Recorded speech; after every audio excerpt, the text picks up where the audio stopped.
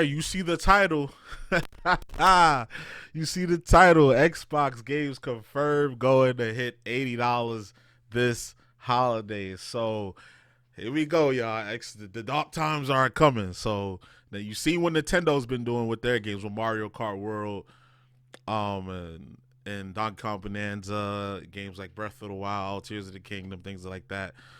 And now Xbox is jumping into games. I forgot whose video I was watching, but they said that once one company starts doing it, the other companies are gonna follow suit. Sony raised their prices the other year in like 2022, I think it was, in the UK or something like that. Nintendo's coming out with I don't know why it was higher than expected. I expected the Switch 2 to be 450, but some people are flabbergasted by that. But the accessories, bro, $90 for Joy Cons, insane. So now Xbox is raising their inventory of prices beginning today, May 1st, except for headsets or something like that, which is weird. So they put out this here statement. They said, "We understand that these changes are challenging, and they were made with careful considerations given market conditions and the rising cost of development. Looking ahead, we continue to focus on offering more ways to play across any screen and ensuring value for Xbox players." Well, see, my thing with that is it's not like the Xbox was flying off the shelf to begin with. Like, people weren't going crazy buying Xboxes, and now you're going to raise the price.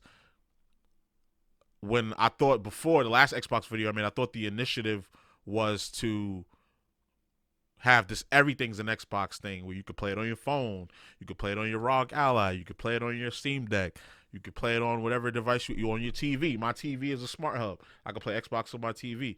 So why then would you raise the prices? I want to know. I want to look at the books. I want to see the P&L, and I want to know who made that decision to raise these prices, because people were not buying them anyway. I understand the tariff situation and the shaky markets. And I know that they're a business, so they have to increase their profit margins by doing scummy things, which is laying off workers and raising prices. But that is insane. Let's take a look at these.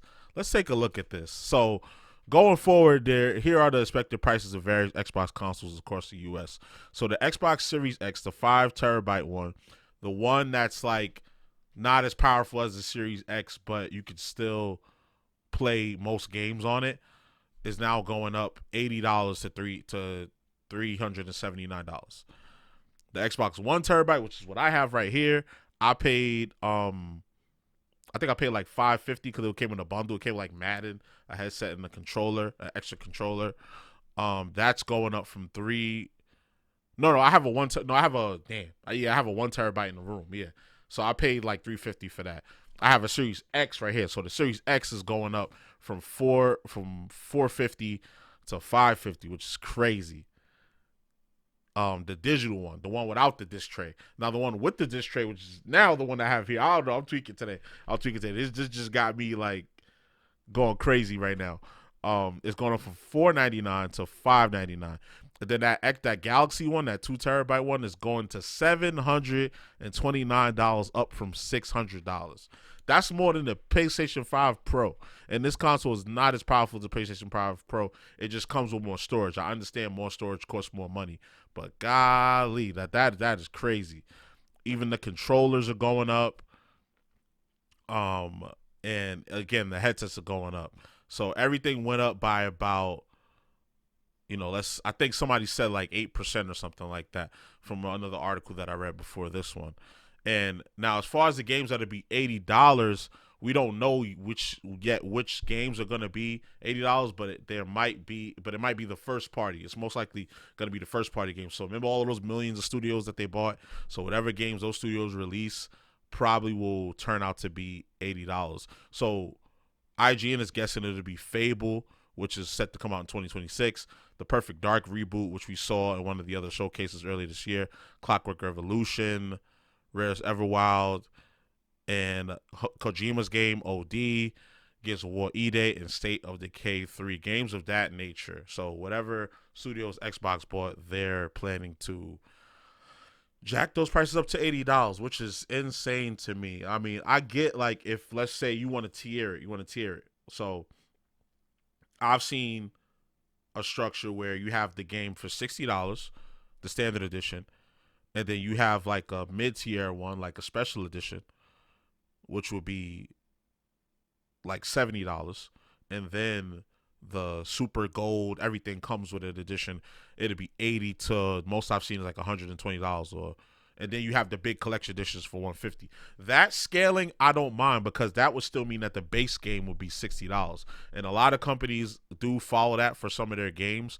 But again, if these companies are if you got Nintendo selling their premier games for 80, based off of whatever they evaluated in the studio while they were creating the game, every company gonna be like, well, I feel like my game is worth $80 too, so I'm gonna put my game out at $80 too, and it might not even be $80. I feel like the value, of course, you want to be confident in your product that the $80 will be worth it, but the value of the game usually comes from the feedback you get from players. So my thing is, if you're gonna charge $80 for it, you need to have a lot more open betas and demos, and let your customer have a say in the value, because those are the people that you're depending on to buy the game at the end of the day. Because if your customers aren't buying the games, then you're not making money, no matter how much you raise it.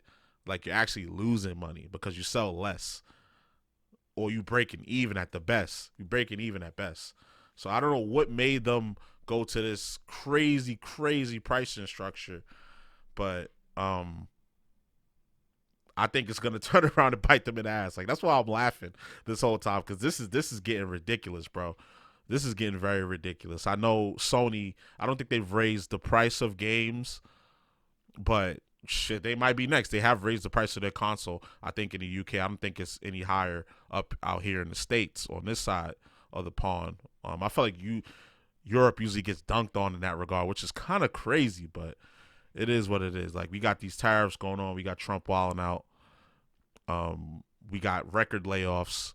So these companies are scrambling to try to keep their profit margins so their CEOs could go chill on yachts and stuff like that, and all this other crazy stuff. I understand everybody got to eat, everybody got a job, everybody got to eat, but the money, they say the money trickles down, but it never really does. It trickles up. We're just feeding these corporations, and I feel like in order to fix that, you have to get the customer more involved so they can set the value of these games, and maybe they'll buy them at these prices, or gamers just got to speak with their wallet and just not buy this stuff. Obviously, I'm a content creator, so a lot of times I feel like FOMO, and I don't want to miss out, and I want to be the first one to report so I get my views and make my little money off of it.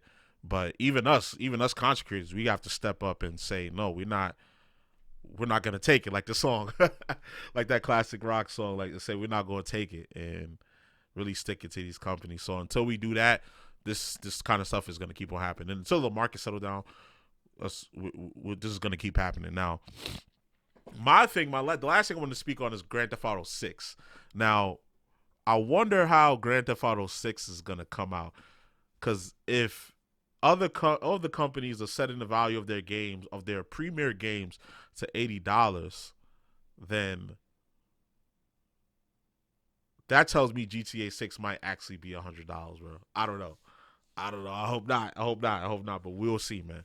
We'll see. All right. So y'all let me know how y'all feel in the comments. You already know the vibes. Like, comment, subscribe, all that good stuff. It's your boy JusticeXFalls, and we out. One.